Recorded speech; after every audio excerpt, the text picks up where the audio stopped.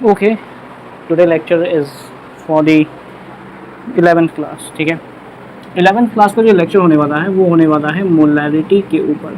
ठीक है, मोलैरिटी के ऊपर ये लेक्चर होने वाला है। इसमें हम लोग क्या करेंगे, मोलैरिटी क्या होता है, कंसंट्रेशन टर्म्स क्या होते हैं, ये सब आपको मैंने प्रीवियस वीडियो में बता दिया है। आज के वीडियो में सिर्फ और सिर्फ मोलैरिटी और मोलैरिटी के न्यूमेरिकल्स, और वो भी कितने टाइप के न्यूमेरिकल्स बनेंगे वो मैं आपको बताने वाला हूँ। ठीक है, सबसे पहला जो केस होता है कि मोलैरिटी का, कि आपको केस 1 यानी कि पहला टाइप का जो न्यूमेरिकल जो सबसे सिंपल होता है, इसमें क्या होगा, कोई भी सब्सटेंस तुम्हें दे देगा, जैसे calculate the molarity, calculate molarity of solution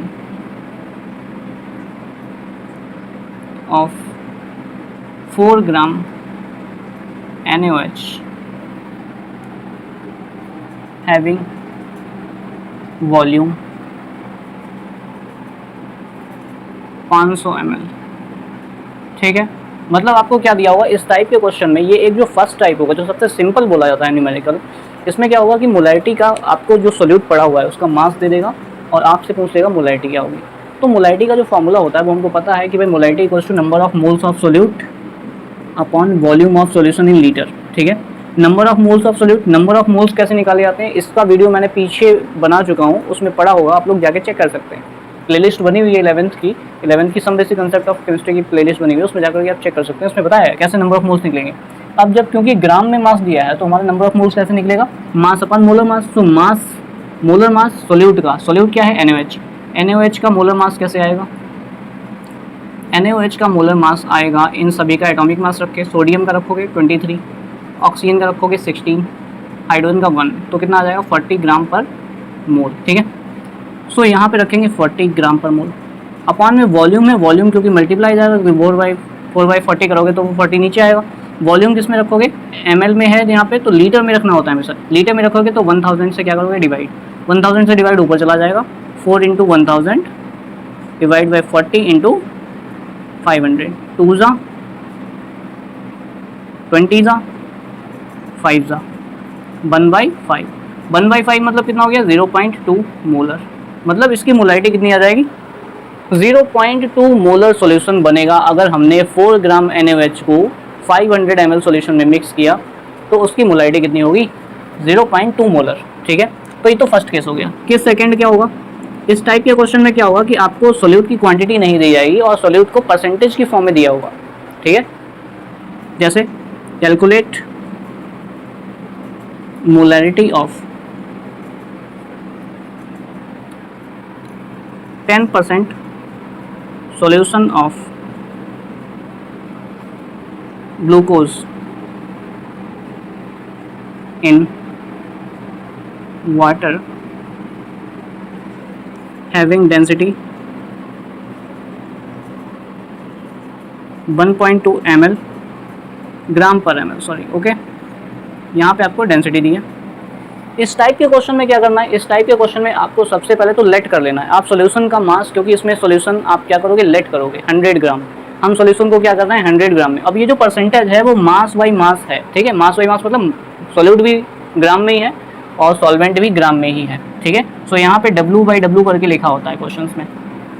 तो इसमें क्या करोगे, लेट मास ऑफ सॉल्यूशन, यानी सॉल्यूशन का मास हम मान लेंगे। मास ऑफ सॉल्यूशन कितना, ये जो क्वेश्चन लगवा रहा हूँ ये एक्चुअली बेसिक से लगवा रहा हूँ। जो 11th क्लास में न्यू स्टूडेंट आए हैं 10th पास होकर के, वो स्लो मोशन में चलते हैं 2G की स्पीड से, और ज़माना चल रहा है 5G की स्पीड पे, तो इसलिए मैं भी क्या कर रहा हूँ, काफ़ी स्लो मोशन में वीडियो बना रहा हूँ। So let mass of the solution कितना, 100 ग्राम, यानी सॉल्यूशन आप कितना बनाओगे 100 ग्राम।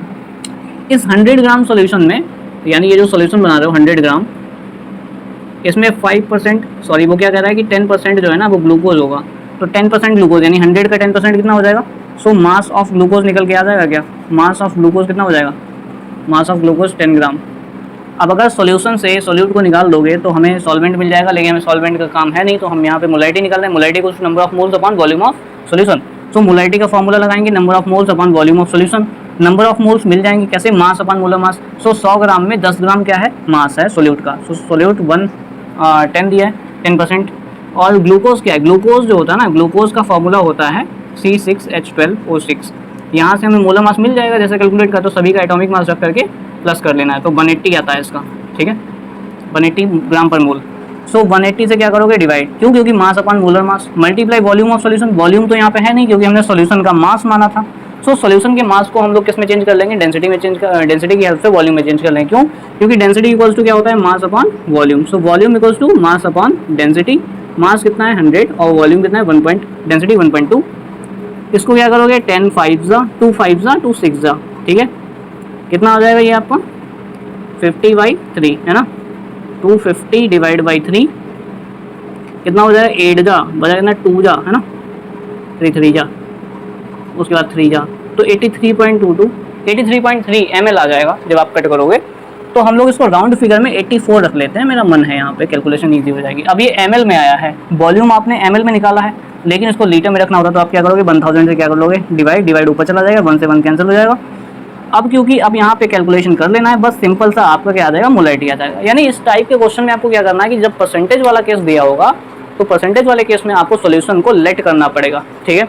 या फिर मैं आप एक शॉर्ट तरीका बताता हूँ क्या, कि मोलैरिटी का डायरेक्ट आंसर आ जाएगा इस टाइप के क्वेश्चन में। जब मोलैरिटी आपको परसेंटेज में दी होती है तो उसमें क्या करोगे, मोलैरिटी इक्वल्स टू क्या होता है percentage into density into 10 by molar mass, ठीक है, ये मोलर मास है, ये फॉर्मूला होता है, इससे हम लोग क्या करते हैं शॉर्ट से निकाल सकते हैं। कैसे, परसेंटेज कितना है 10%, डेंसिटी कितनी 1.2 और ये 10 और मोलर मास है 180, ठीक है। तो ये कैंसिल हो जाएगा, 2 5 जा 2 9 जा कितना हो जाएगा 6 हो जाएगा, 6/9 और 3 2 जा 3 3 जा और ये हो जाएगी 0.66 मोलर, ठीक है। यानी कि जब आप कैलकुलेशन करना है यहाँ का कैलकुलेशन और ये वाला कैलकुलेशन जब आप करोगे तो देखना कि आंसर सेम आएगा, ठीक है। तो इस तरीके से ये हमारा हो गया आइडियल मेथड और ये हमारा हो गया शॉर्ट मेथड। तो इस तरीके से मोलैरिटी का ये वाला क्वेश्चन कैसे लगेगा जिसमें परसेंटेज की फॉर्म में दिया होगा, तो हम क्या करेंगे लेट करेंगे और उसका जो ऑप्शनल है जो कि ये है सेकेंड, ठीक है। तो मज़ा आ गया सर। दूसरी बात ये है कि आप लोग यार चैनल को शेयर नहीं करते हैं ये बहुत ही गलत बात है। चैनल को शेयर ज़रूर करें, आप अपने स्कूल के दोस्तों के साथ में, अपने पड़ोसियों के साथ में, अपने चाचा चाची फूफा फूफी के साथ में, रिश्तेदारों के साथ में, सभी के साथ में चैनल को शेयर ज़रूर करें यार। जितने भी मोबाइल हैं घर में उन सभी में चैनल को सब्सक्राइब कर देना है। आपके घर में 10 मोबाइल हैं तो 10 चैनल मतलब कि 10 सब्सक्रिप्शन हो गए। तो इसका मतलब क्या है कि आप कुल मिलाकर के चैनल कैसे सब्सक्राइबर बढ़ाए जाएंगे, पहले हमें उस पर काम करना है, ठीक है।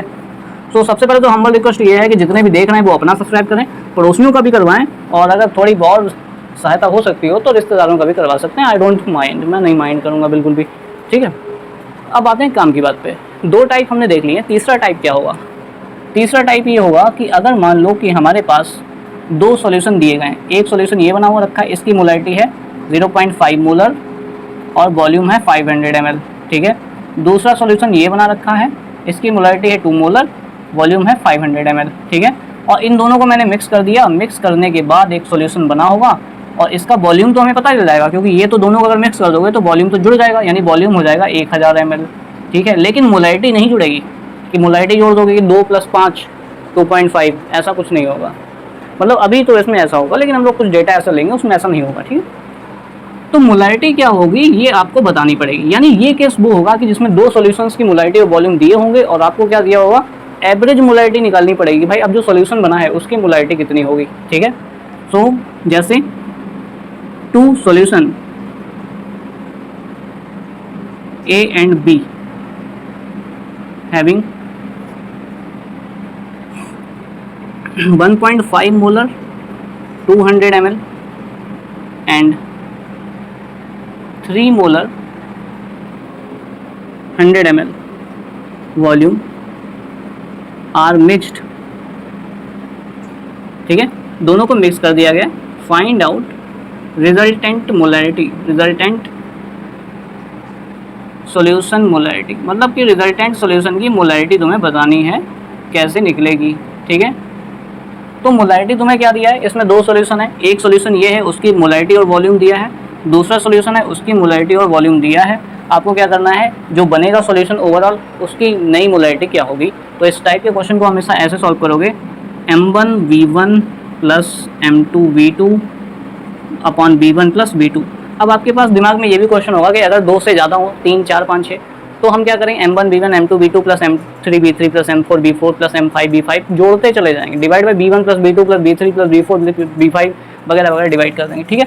तो इस तरीके से हमें वो करना है। अब M1B1 आप मान रहे हो ये वाला, तो 1.5 इंटू 200 ml। अब बात ये है कि अगर ये वॉल्यूम आपको ml में दिया है, ये भी ml में है, तो आप ऐसे ही रख लोगे। अगर 1 लीटर में है और 1 ml में है तो दोनों ही क्वांटिटी को सेम रखोगे, चाहे लीटर में हो चाहे ml में, ठीक है। अच्छा, मेरा मन है मैं लीटर में दोनों को कन्वर्ट करके भी लिख सकता हूँ, लेकिन ml में ही लिख लेता हूँ, ठीक है। 3 इंटू 100 डिवाइड बाई कितना हो जाएगा 200 प्लस 100, है ना। ये कितना हो जाएगा 300, ये कितना हो जाएगा 300 डिवाइड बाई कितना 300, वाह 600 डिवाइड बाई 300। ओवरऑल मोलरिटी कितनी हो जाएगी सॉल्यूशन की 2 मोलर। यानी कि सॉल्यूशन जो हमने 1.5 मोलर और 3 मोलर मिलाया था, उससे मिलने के बाद जो सॉल्यूशन बनेगा उसका रिजल्टेंट मोलरिटी कितना होगा 2 मोलर होगा। तो ये एक तीसरा केस हो गया, ठीक है ना। अच्छा, बढ़िया, मज़ा आया सर। मोलरिटी एक कोई लॉलीपॉप टाइप का क्वेश्चन नहीं है कि जो आप आओगे और यहाँ पे चाट के चले जाओगे, ठीक है। तो ये अच्छे क्वेश्चंस होते हैं। लेवल आप देख सकते हैं क्वेश्चन से कितना धमाकेदार है, और ये सब चीज़ें आपको बहुत ही आसानी से घर बैठे मिल रही हैं। उच्च गुणवत्ता की चीज़ें आपको प्रोवाइड की जा रही हैं। केस 5 कैसे बनेगा, केस 4 कैसे बन सकता है। केस 4 ऐसे बन सकता है कि कोई एक कंपाउंड है, दूसरा कंपाउंड है, उन दोनों की मोलरिटी दी होगी, दोनों में एक की मोलरिटी नहीं दी होगी, ठीक है।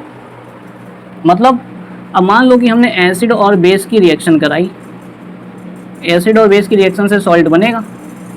हमने एसिड की रिएक्शन, एसिड का बता दिया M1B1, और बेस का हमने क्या किया M2B2 में से कोई एक चीज़ नहीं बताऊंगा। मतलब इन दोनों में से कोई, इन चारों डेटा में से कोई एक डेटा मिसिंग होगा, ठीक है। जब दो सॉल्यूशन को कंपेयर करेंगे, एक का सॉल्यूशन और वॉल्यूम दिया होगा, मतलब कंसंट्रेशन और वॉल्यूम दिया होगा, दूसरे का कंसंट्रेशन या वॉल्यूम में से कोई एक चीज़ नहीं दी होगी, तो आपको क्या करना है वहाँ पे कैसे फाइंड करना है, ठीक है। So when 2 molar 100 ml HCl react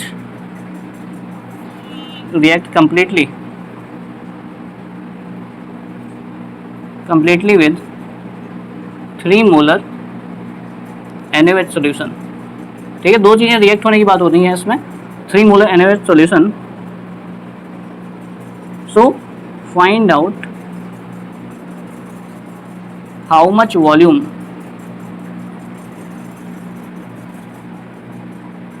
of NaOH is needed to react। मतलब क्या है कि 2 मोलर 100 ml HCl सॉल्यूशन है हमारे पास, और हम उसकी रिएक्शन जो है ना NaOH से कराना चाहते हैं, जिसकी मोलरिटी जो है ना कितनी है 3 मोलर है। तो उस 3 मोलर का वॉल्यूम कितना होना चाहिए जिससे कि वो 2 मोलर 100 ml HCl सॉल्यूशन से रिएक्ट कर जाए। तो इन सब की क्वांटिटी जब बराबर होगी ना, law of conservation of mass follow होता है। तो जब भी ऐसा कोई केस हो कि एक की सॉल्यूशन की मोलरिटी वॉल्यूम दिया है, दूसरे की मोलरिटी वॉल्यूम में से एक चीज़ पूछी है, तो आप क्या करोगे इस केस में, तो आप करोगे M1B1 plus M1B1 equals to M2B2, क्योंकि इसमें क्या करोगे, इसमें दोनों के जो अमाउंट है वो लॉ ऑफ डेफिनिट प्रोपोर्शन को फॉलो कर रहे हैं। इसका मतलब लॉ ऑफ डेफिनिट प्रोपोर्शन अगर है तो कहीं ना कहीं अमाउंट एक का मिसिंग हुआ, तो यहाँ से आपको निकालने को मिलेगा। सो M1B1 M2B2 किसी को भी मान सकते हो, हमने मान लिया इसको, ये पहले दिया है। सो 2 इंटू 100 इक्वल्स टू M2 दिया है, क्या दिया है, वॉल्यूम उसका नहीं दिया, वो पूछा है, तो V2 निकाल लोगे। So V2 equals to 2 into 100 divide by 3, और ये कितना हो जाएगा 3.33, है ना। इसको हम क्या लिख सकते हैं 66.66 ml, यानी कितना ml चाहिए होगा, ऑलमोस्ट 66.66 ml हमें NaOH का चाहिए होगा 3 मोलर, जिससे कि वो 100 ml 2 मोलर HCl से कम्प्लीटली रिएक्ट कर जाएगा। आई होप आपको इस वीडियो में मज़ा आ रहा होगा। अगर आपको मज़ा आ रहा है तो आप चैनल सब्सक्राइब कर ही चुके होंगे ऑलरेडी, तो दूसरों को शेयर कर सकते हैं। अपने दोस्तों के साथ तो शेयर करेंगे ही, दूसरे स्कूल के जो स्टूडेंट हैं ना, उन तक पहुंचना हमारा बहुत इंपॉर्टेंट है, ठीक है।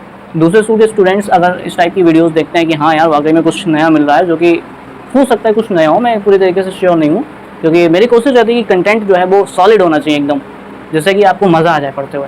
हाँ ठीक है, चौथा केस ये हो गया।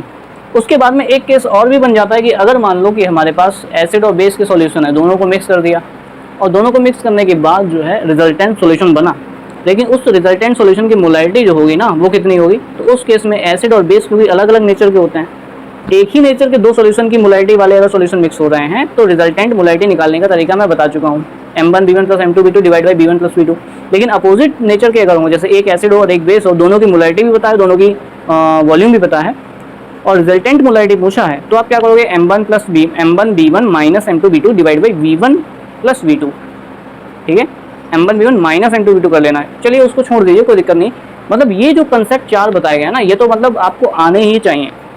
मोलैरिटी का बहुत ही अच्छा लेक्चर यहाँ पे कंप्लीट हो गया है, जिसमें हमने सारे ही टाइप जो मोलैरिटी के होते हैं वो कंप्लीट कर लिए हैं। आई होप आपने इस वीडियो को बहुत ही ज़्यादा एंजॉय किया होगा। Thank you so much for watching. Subscribe जरूर कर देना और शेयर जरूर कर लेना दोस्तों के साथ, ठीक है ना। ओके।